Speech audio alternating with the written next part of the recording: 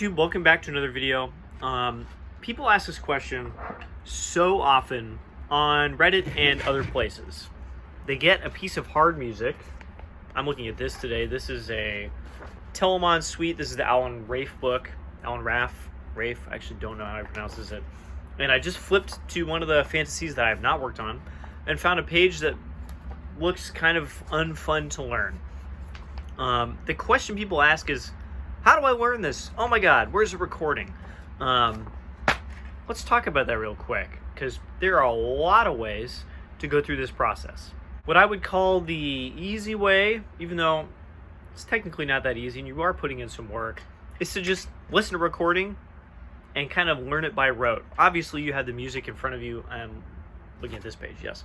You have the music in front of you if you're learning something like this, learning for like a all-state or a region contest or something like that.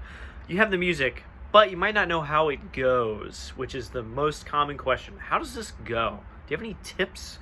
And a lot of times, these people ask for a recording, which I understand. It's nice to just like listen to something and be like, oh, that's all the rhythms, that's how it sounds, like the intervals and stuff, done.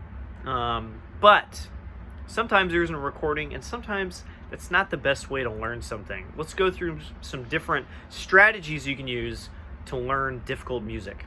The tendency I see, and I totally understand because I was the same way at some point, the tendency I see is to just look at a page like this. Oh my God, I keep looking at the wrong page. Look at a page like this and just be like, oh my God, that's so many notes. And you just try to play it. So for instance, if I were a high school kid learning this for a contest.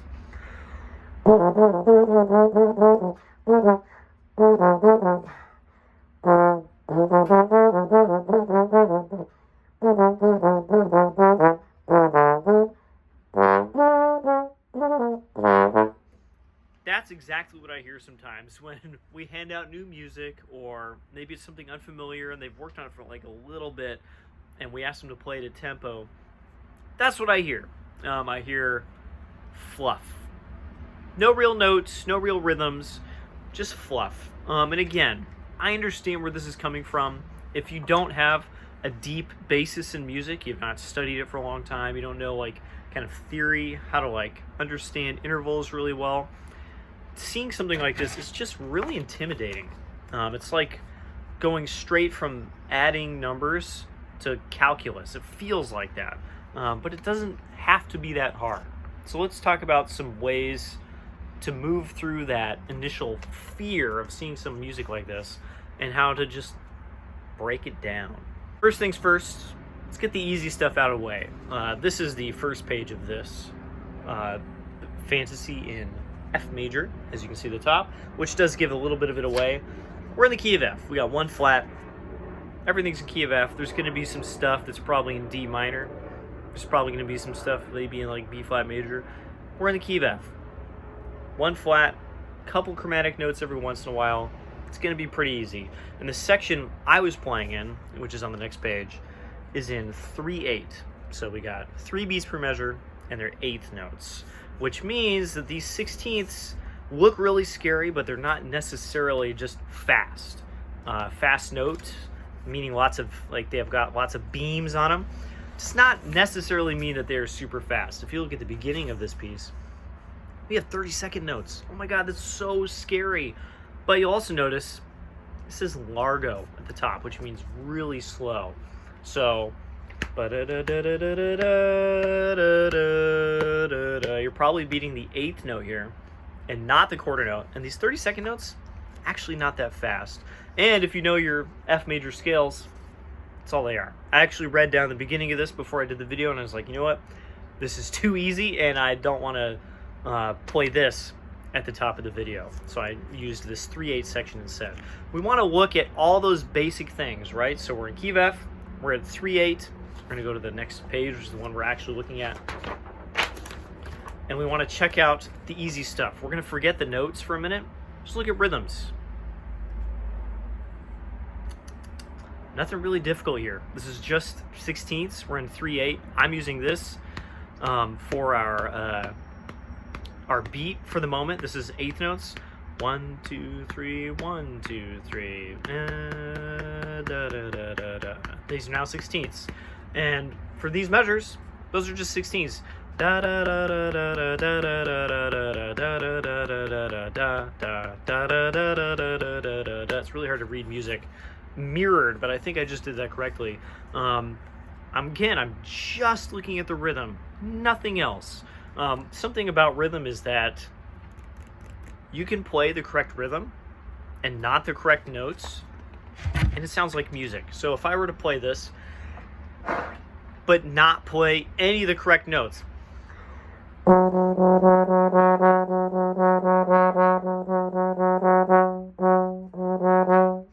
just played it all on F sharps. It's very boring music, but it kind of sounds like music. If I play all the right notes, but none of the right rhythms,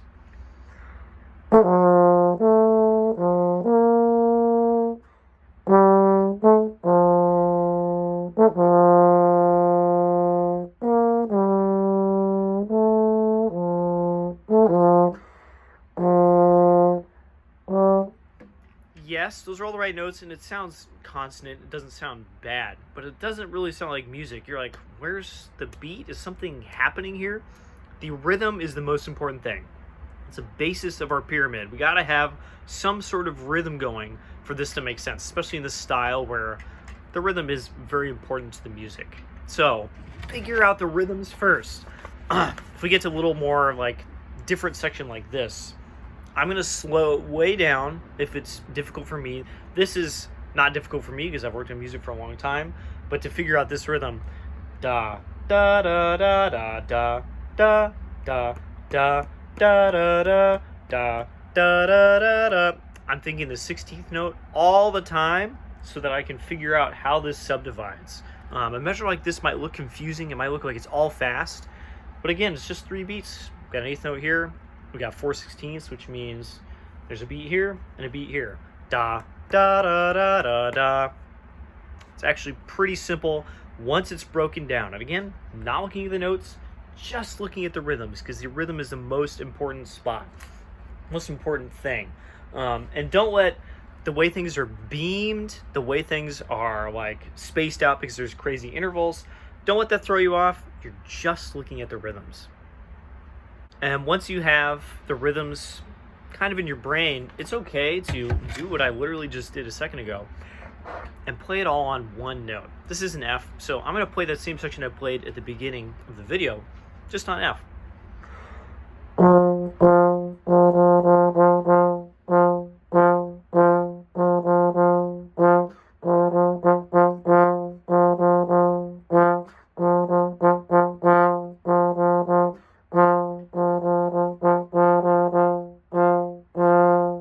It gives me a chance to put in all the slur markings, all the different articulations. I have accents in some of the notes. I have, a couple marcatos on a couple notes.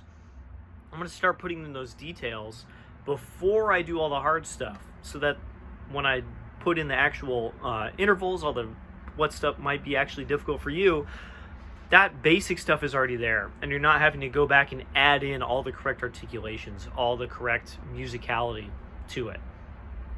That's a good way to work on rhythm. So now we're to what might be the hard part.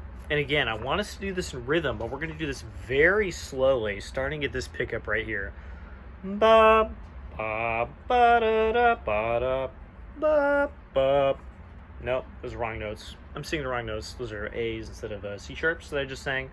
I'm going to try playing this very slowly, but correctly. And if I play a wrong note, I'm going to go back and really find that note. If you're playing music that is this difficult, hopefully you know all your positions, right? So if you get to a C sharp, you know that's the second position, but C sharp might not be a familiar note for the ear. And so we want to find that note, not just second position. We want to find that note. So you can test against different octaves and be like, there's a C sharp an octave below this that I'm not going to miss. Let's play this very slowly. So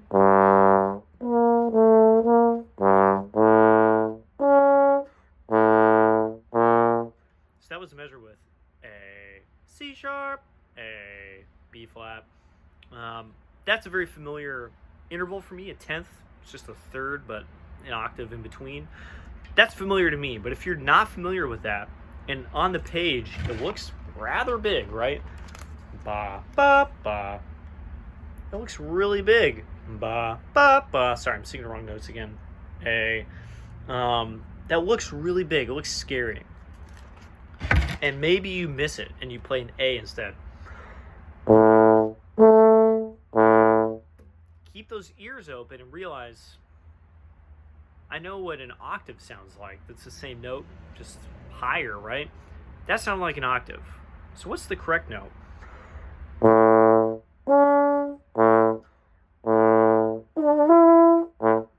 Which one is it? If you get confused, find that C sharp.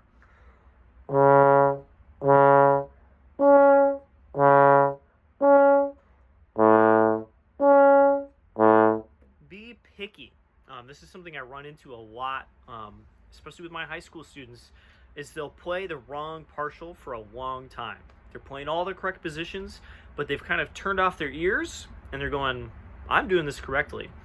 And a lot of times in the music we play, if it's like in B flat especially, if you play the wrong partial, you're still playing a note in the chord. And so it sounds not bad. You might even be playing something that someone else is playing, or adding something that could possibly be there. We have to keep those ears on all the time. Let's keep playing this.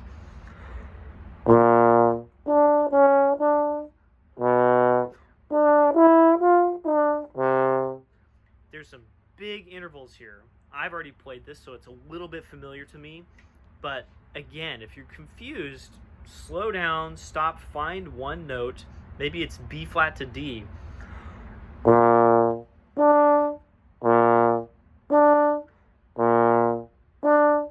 going to do it in tempo. And now I have a B natural, which sounds different. We're playing a minor 10th instead of a major 10th.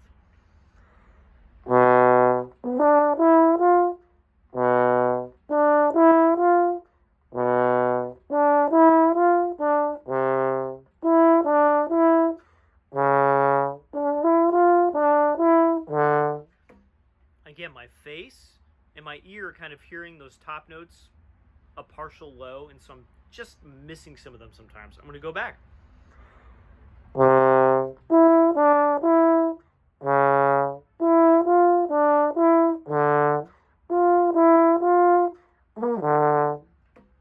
I found a note that I missed. So this measure, ba, ba, da, da, and then we have a G. And to me, my ear goes ba again. That's a fourth position note, and so my ear goes, just play D again. It's gonna work, right? And that's not correct. It needs to be a G. So what I'm gonna do is I'm gonna play that interval F to G a couple times.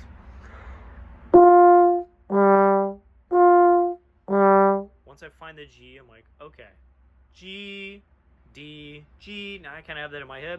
I'm gonna try playing that measure together. Okay,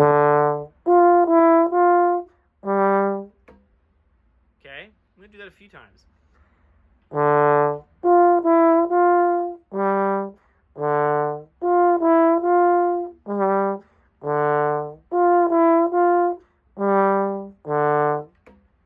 heard at least one of those where my face kind of wanted to manipulate that G into a different note. Because again, the ear is like, all these notes have been lower than this. I don't want to play a G. This partial feels unfamiliar. I'm just going to do it until it does feel familiar. Let's continue on that measure.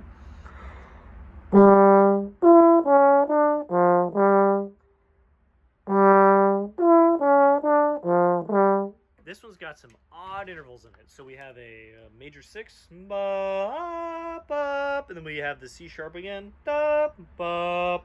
Got a lot of stuff that I can sing, I can play because I've played this before, and I had to work on this measure, but also I have a lot of experience just playing music and singing music, and so this feels not completely out of place. But since this is a difficult measure, let's play it a few times. I'm just going to do it until it's just in my ear and in my arm. I want these things to agree and not have the face get in the way.